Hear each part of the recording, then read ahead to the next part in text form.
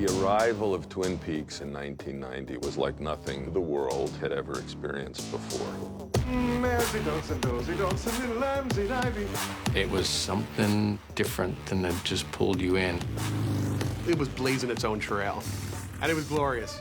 Twin Peaks was my gateway drug that inspired me to do this for a living. I'm sterile. Even though it didn't go on for very long, it changed how people saw things. It died early like James Dean, you know, that was part of the magic of it.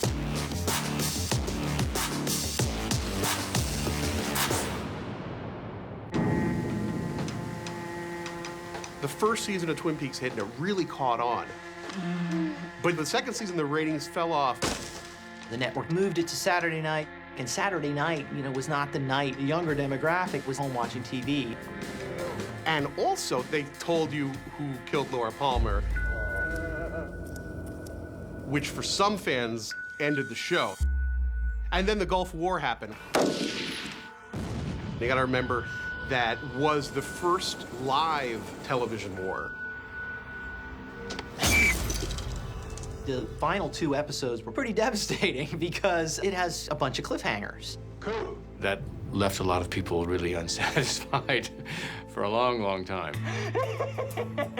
There were some people when Twin Peaks ended that were like, there are all these loose ends.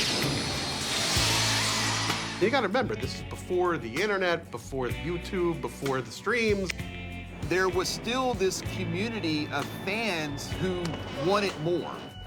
I was still very much interested in Twin Peaks. I thought there was a lot to talk about. So I co-produced the magazine Wrapped in Plastic for about 13 years with my partner, Craig Miller.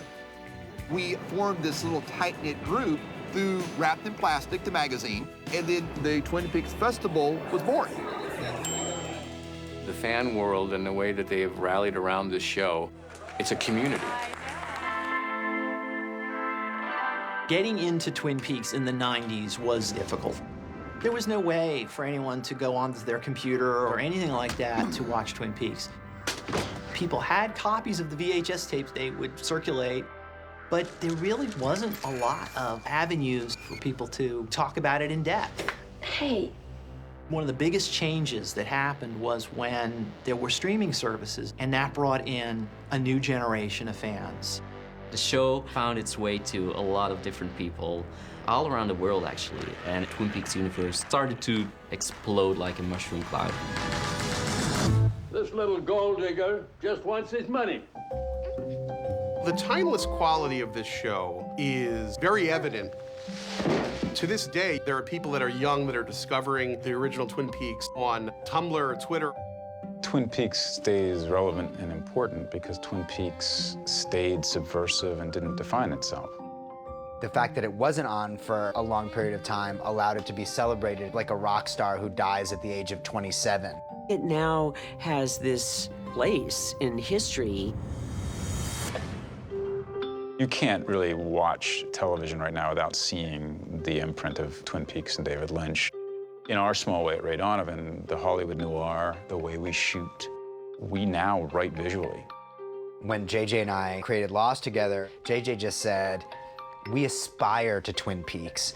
We should be so lucky to have the cultural impact and the artistic impact that Twin Peaks did. In working with different writers on different shows since Twin Peaks, Desperate Housewives or Sex and the City, the writers would say to me, I didn't really think it was possible to do this, but because of Twin Peaks, I felt empowered. This is my vision. There's people who have come up to me over the last 25 years who just still worship Twin Peaks. And a lot of them weren't alive when it was on the air in 1990. There's no other show that's ever been like it. There probably will never be another show like it. There must be something in it that gets people to a good place in the department of thinking and feeling. Join us for pie. Love to. 3 each.